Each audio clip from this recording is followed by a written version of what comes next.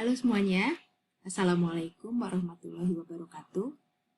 Semoga semuanya masih sehat-sehat ya, dan masih stay at home, learn from home, work from home. Oke, minggu lalu saya sudah minta kalian untuk menonton setidaknya 2 video dari 2 channel yang berbeda, yaitu The Storytime Family dan Story Online. Nah, kedua channel yang kemarin saya berikan itu, dua-duanya adalah channel untuk read aloud video. Bagaimana reaksi kalian ketika nonton video itu? Suka atau bosan? Kalau saya sih suka. Kalau saya suruh memilih, walaupun dua-duanya bagus, saya sebetulnya lebih suka yang story online. Saya suka gaya penceritaannya dan saya bisa melihat ekspresi penceritanya. Selain itu ada juga animasinya. Tapi tentunya pembuatan story online lebih sulit daripada yang story time for family. Saya yakin anak-anak juga pasti suka ya. Kita saja, saya yang orang dewasa menyukai dan menikmati menonton video seperti itu. Dan banyak sekali manfaat dari menonton read loud video. Tapi sebelum kita bahas tentang manfaat, kita lihat dulu karakteristik dari buku-buku yang digunakan dalam kedua channel tersebut, terutama yang Storytime for Family. Kalau kita lihat, mulai dari gambarnya. Biasanya gambar di buku-buku anak-anak itu besar-besar, sederhana, dan visualisasinya sangat membantu kata-kata yang ada dalam cerita. Nah, sementara kata-kata yang ada dalam ceritanya biasanya pendek-pendek.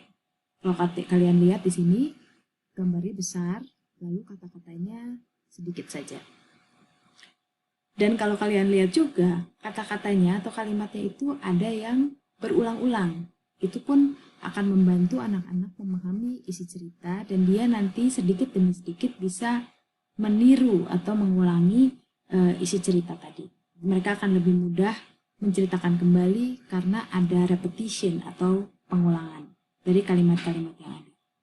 Walaupun ada repetition, biasanya ada elemen of surprise atau sesuatu yang berbeda dari pengulangan-pengulangan tadi. Contohnya bagian ini dalam cerita The Sleepyhead.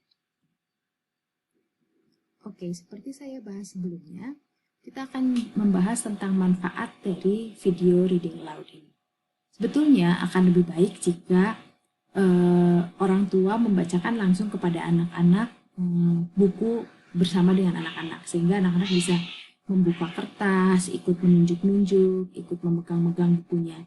Ini akan menumbuhkan ketertarikan anak untuk membaca.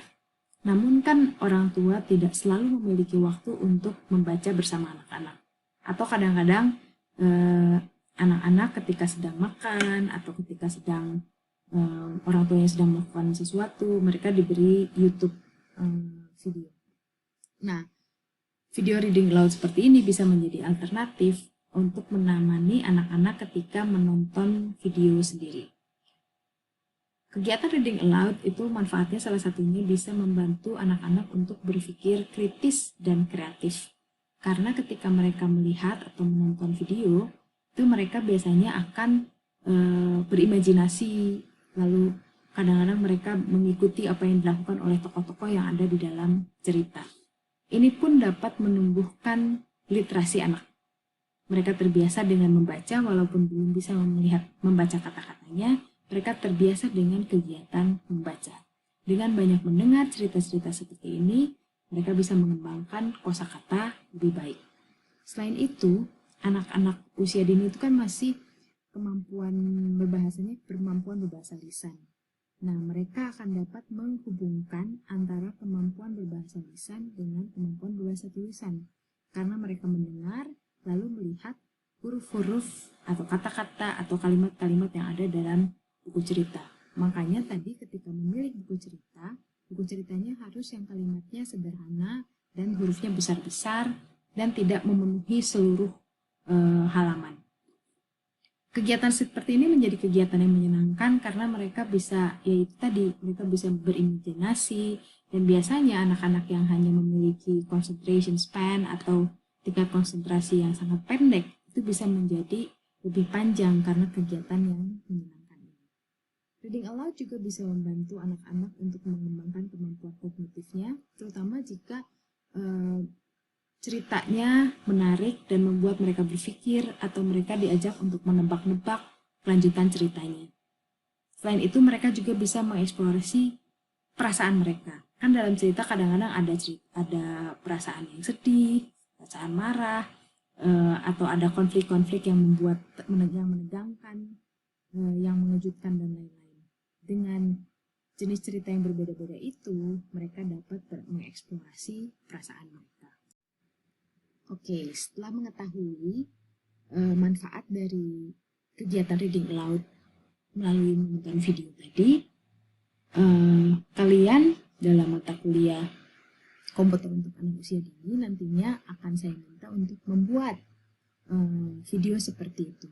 Sayangnya memang video seperti channel-channel yang kemarin saya berikan itu yang cerita berbahasa Indonesia masih sangat sedikit. Sebetulnya sudah ada playlist yang saya buat yang dibuat oleh mahasiswa PG PAUD semester yang tahun yang lalu. Nah, tahun ini saya ingin membuat lagi dan mungkin kalian punya ide untuk membuat video yang lebih interaktif atau membuat video yang lebih menarik. Kalau kalian punya kemampuan untuk membuat animasi sederhana, mungkin bisa juga ditambahkan animasi ya nanti untuk tugasnya. Ini akan menjadi tugas terakhir sih sebetulnya untuk kalian sampai dengan UAS. Oke, nah sekarang bagaimana caranya kalau kalian lihat struktur dari video itu, apa saja sih yang harus dilakukan ketika membuat video reading aloud? Atau ketika membacakan cerita pada anak-anak. Sebetulnya ini sama. Jadi yang pertama, kalian harus memperlihatkan cover bukunya dulu, kemudian perlihatkan judulnya, lalu penulisnya, dan kalau ada ilustratornya. Ini sangat penting bagi anak-anak ketika kita mengenalkan literasi, ketika kita mengenalkan kesenangan untuk membaca, bahwa mereka mengetahui konsep buku itu ada judul, ada penulis, ada ilustrator, dan ada publisher mungkin, penerbit. Lalu kalian pun boleh memperkenalkan tokoh. Misalnya ceritanya tentang Peter Rabbit atau cerita tentang Sleepyhead. Kalian bisa menceritakan dulu atau menjelaskan dulu, ini nanti tokohnya ada kelinci, ada Mr. Gregory, dan sebagainya. Ketika membacakan, kalian bisa sambil menunjuk kalimatnya. Jadi membaca sambil menunjuk kalimatnya, sehingga anak-anak pun matanya nanti ikut mengikuti kalimat-kalimat yang ada di sana. Bacanya pun perlu lebih ekspresif. Kalau misalnya sedih ya sedih, kalau misal pakai intonasi yang sedih, kalau gembira pakai intonasi yang gembira, kalau terkaget-kaget menggunakan intonasi yang kaget dan lain-lain. Kalian perlu berlatih dulu bagaimana bercerita yang ekspresif. Dan satu lagi, kalian pun perlu memberikan unsur interactivity, tidak hanya di akhir cerita, tapi juga